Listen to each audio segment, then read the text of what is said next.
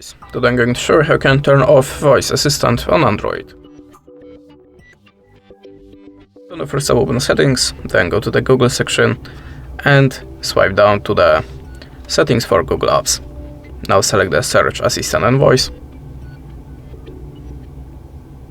and tap on the general.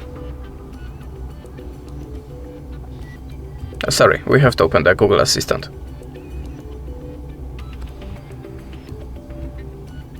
Now just choose the Hey Google and switch it off in this place.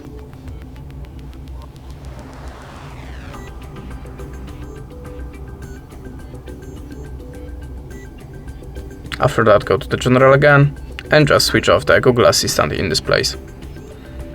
This is the way how you can do it. Thanks for the watching, leave us a like, recommend, and goodbye.